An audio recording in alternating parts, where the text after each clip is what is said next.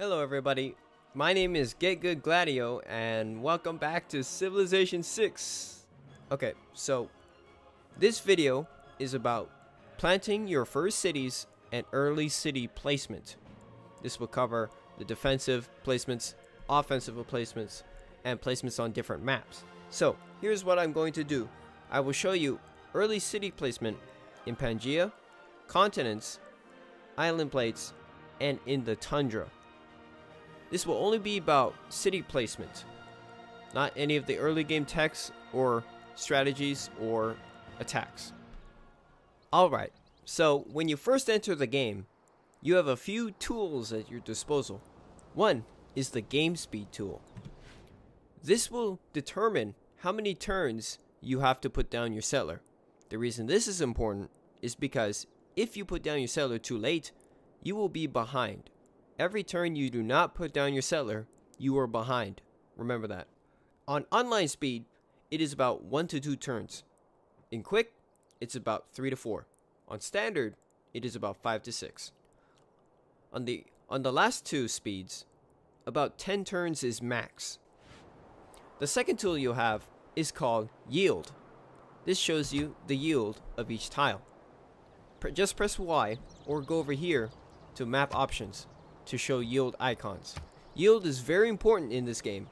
It allows you to determine what you're going to build in the future. So, looking at this yield, what am I going to build in the future? Well, if I settle here, I can work these, and these. So what are the priority yields you want to get?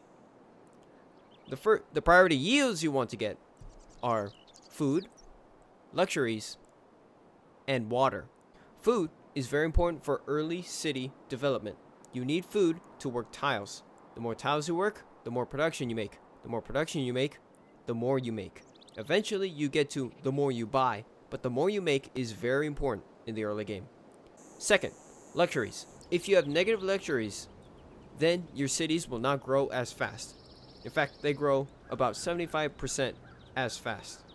Now, I know that doesn't seem like too much, but in early city development, it is very, very important. And the last one, water. So lakes, ocean, and rivers. What these serve to do is serve as your defensive barriers. They also serve as housing, which is very important in city building.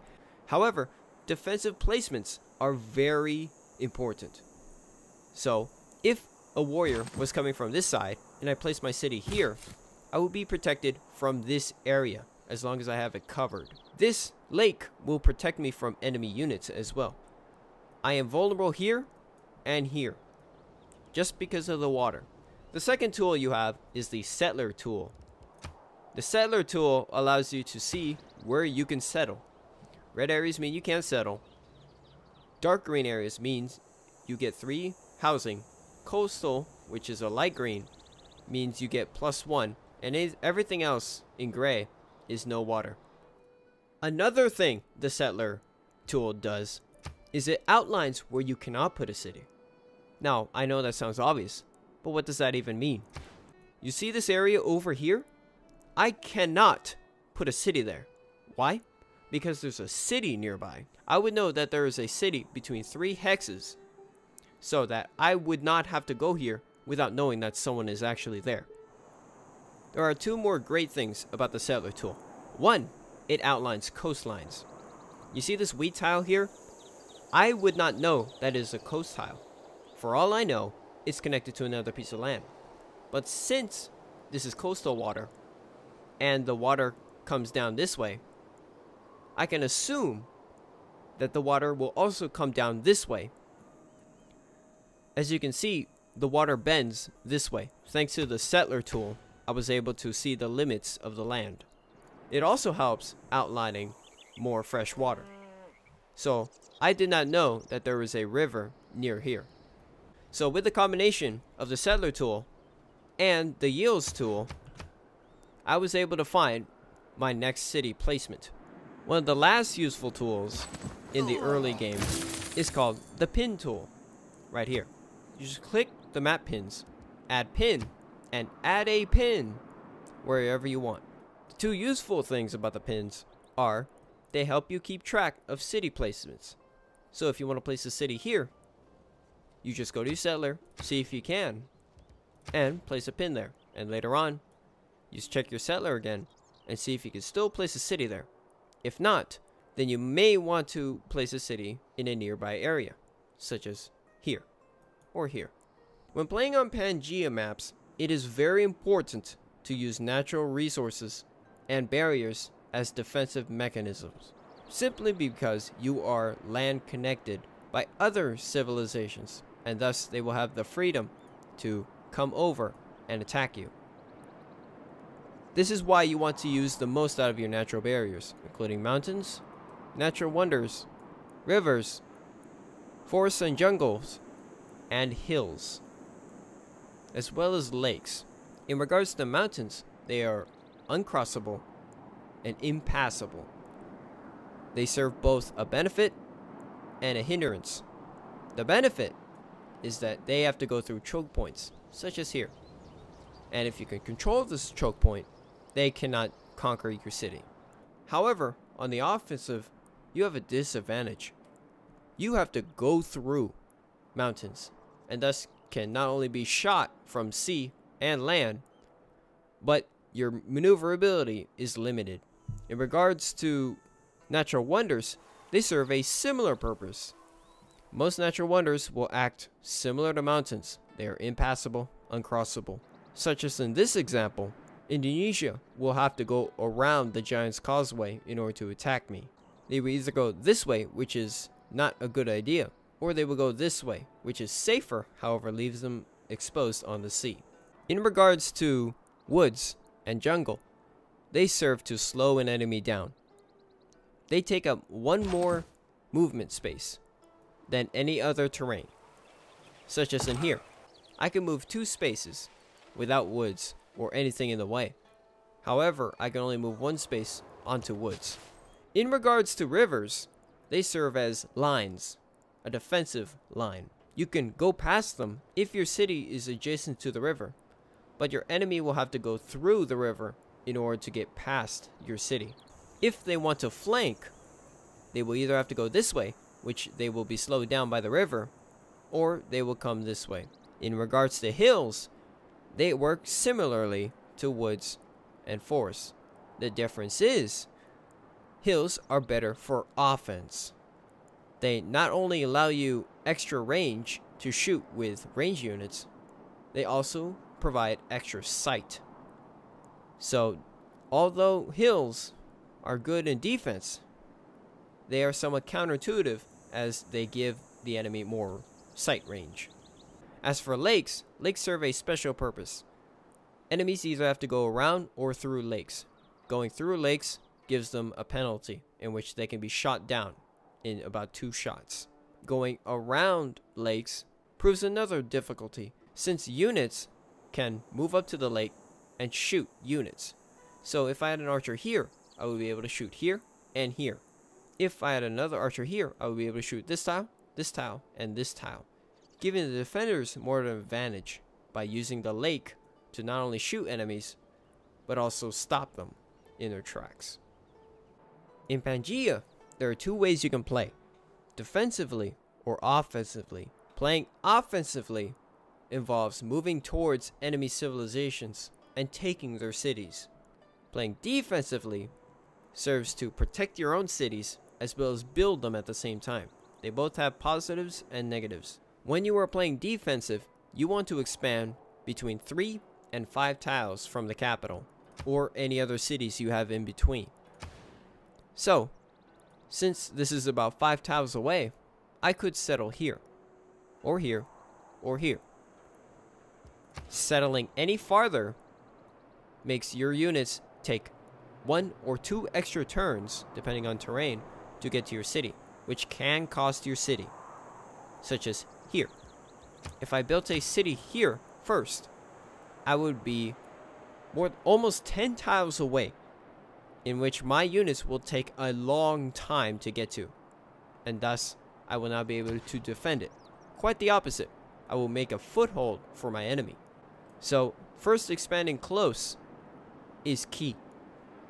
Now you can expand out later, but that depends on how well you're doing. If you are playing offensive, you want to expand towards the target while also taking advantage of defensive positions. Now, let's say I wanted to assault Brazil. If I wanted to assault Brazil, I would need to make 1 or 2 cities. 2 is recommended, so you have 2 bases of operation. One of my cities will go here or here, because this river will serve as a defensive retreat line if needed. The second city depends. It could be up here, in which it will use Uluru and the mountain as a defensive cover. Or it could be here, where it can use this river against Brazil, and thus be able to transport troops to this side of the river and assault the city from there. When you are playing offensive against other players, or at least AI, placing a small city here acts as a healing base. Your troops can heal, regroup, and assault a city from this position. If the enemy attacks this position, it will take a while to take down the city and expend resources, while your reinforcements will either come up around or continue to supply the city to hold it or to continue the assault on the enemy city. Here are some extra tips in early city planning. If an enemy civilization puts a city 5 tiles within your city range, you are in danger. If it's 6 or 7, maybe not, but 5 is a definite. Reason being is that this distance, such as here, is 1 city between you and the capital, meaning that you cannot put a buffer city between this city and your city. This is when you are in danger and must provide defenses. There is a difference between taking and building early cities. Taking early cities is much more powerful. However, they are harder to obtain. Building early cities is much easier. However, the cost goes up, and the time in which you need to develop new cities is a lot more than taking cities. Here is another useful tip. A tip that many forget. Using mountains. Now, I know what you're thinking. Using mountains for what? Using mountains to plant cities. So that means I could put a city here, and I'd be fine. It serves a defensive purpose, and it will be able to get fresh water. How? Mountains. Mountains serve 2 purposes. Being defensive and having an adjacency bonus. The third purpose that people forget about is that you can place an aqueduct. What does an aqueduct do? That will be more in districts. But basically, an aqueduct, if placed next to a city center, makes the city act as if it's next to fresh water. As long as you have a mountain, a river, or a lake, and a city connected to it by an aqueduct, you will be able to get fresh water anywhere. This can be useful if providing defensive cities, such as here. Another tip in early city development is best on Pangea, using encampments. Let's say I put an encampment here. What does this serve to do? Encampments serve as shields. They can fire upon enemies, take hits, and exert a zone of control. These are best used to protect your cities.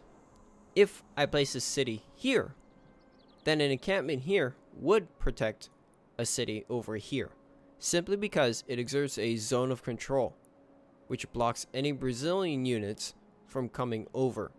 They would have to go around and up here and face this part of the river. Now, here is the second scenario, where you're in a continent's map. There are 2 possibilities. You're either near the coast or in the middle. One very useful tip is to move your warrior first.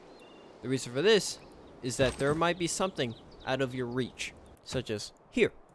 I can see the coast, so I am close to the coast. If you are near the coast, you want to settle along the coast, as in along this river, with the coast to your back. The reason for this is that the coast will continue to provide a defensive support as a barrier. Although it is limiting in land, it does protect you from threats to your left side. Just remember to never settle on the coast. Never. Now, here is the final defensive barrier. City-states. What city-states serve to do is they act as buffer states. Basically, they take the hits for you if you are in a war. These also serve a second function, being that cities cannot be founded near these city-states. This is a guaranteed city that cannot be founded here. The only way you can found a city here is if you burn this city. If you don't want to keep it alive, you can place a city as a buffer city, such as here, and defeat this city, so that you still have a buffer city, instead of just burning this city and having no buffer. When you settle along the coast, you want to build cities that are close to the coast, but not on the coast, meaning none of these tiles, but here. This tile would be acceptable, since you can build an aqueduct later on. But you would want to build in this tile, so you can build a harbor later on. When you build a harbor, you are able to produce ships. The reason why you want to produce ships later on is not only to explore, but also to protect the waters around here. Now, sometimes you are in a situation where you spawn on a continent's map, however you are in the middle of the continent. So in order to handle this, what you want to do is find coast as fast as possible. The reason being is that if you can find coast, it will serve as a shield. Okay, so I was fortunate enough to find coast. However, in some rare situations, you do not have coast for a while. Possibly 10 or more tiles away. So, if you do not have coast for a while, what you want to do is expand northward or southward towards the north and south ends of the map. The reason being is that it is less likely for opponents to have cities in those areas. As you can see here, I am close to the northern end of the map, where there is a lot more tundra. Although there are more barbarians, I will be safer from other civilizations. So, my pattern of settling would be possibly here, or possibly here. This, in turn, ensures that my cities will be safe. Doing this also creates a small bubble, a bubble of protection, so to speak. So, if I place cities here, here, and here, it would create a small bubble, in which each city will be able to defend another. If you are in the situation where you do find coast nearby, you want to create a wall of cities to get to the coast and make a small area in which you claim part of the coast. Here is what I mean. Let's say I want to claim this part of the coast, all this land. Well, how do I do that? I can place a city here to cover this general area. As for down here, I can place a city either here or here to not only block anyone from here going to the coast, but also to claim this area. And since Washington claims this area, people would not be able to settle on this coastline. If you cannot find either the coast or the northern or southern parts of the map, you will have to create a bubble. A bubble similar to what I showed you, except without the security of which the tundra provides. You will have no barriers, so you will have to produce more troops than normal. Now, this is in regards to if you start on an island plates map. If you start on an island plates map, you have to gauge your island. Since I've scouted a little bit, I deduce that this island is fairly large. If the island is fairly large, then you could treat it as if you were playing a continents map on the coast. You settle along the coast and create a small shield or bubble. Now, on the island plates maps, sometimes you get a big island, but sometimes you get a fairly small island, such as this one. There are a few very important things to remember. First, fit as many cities as possible. So, go to your settler tab and look at where you can build cities. I can build a city here, I can build a city here, and I can build a city here. If I only put 2 cities here, I would only have 2 production points. Thus, I would only be able to make 2 things at a time. The small island is one of the only exceptions where you have to settle on the coast. Another thing you want to do is take advantage of adjacency bonuses. When you are on a small island such as this one, they will save you. This is the last scenario. It is the Tundra start. So, here are a few tips on the Tundra start. Use as much usable land as possible and avoid the Tundra if you can. If you can avoid the Tundra, especially on your first city, do it. So I would move my settler up here. Let's say most of your area or all of your area was Tundra. Well, what I do first is identify the rivers and the mountains. So I have a river here and a mountain here.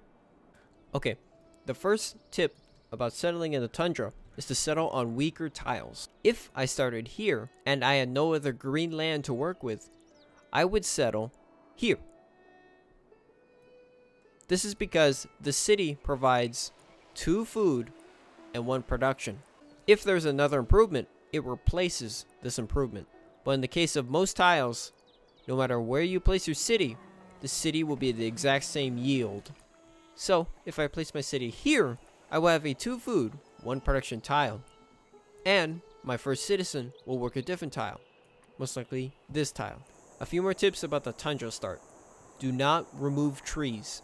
These trees can be turned into lumber mills, and no matter how good or bad they are, these lumber mills can provide the extra production you need. The only reason why you would chop down the trees is if you were going to chop a tree like this. Tundra hills. You will chop down these trees and build mines. Last tip, when starting in the Tundra, make sure you boost foreign trade and rush foreign trade. The reason for this is for the trader. The trader will be your best friend in the Tundra. If you start in the Tundra or snow, you will need traders to keep up your production and food, thus your growth. Otherwise, they will stagnate, and thus your cities will not grow. Thank you all for watching my guide on the first cities and early city placement in Civilization 6.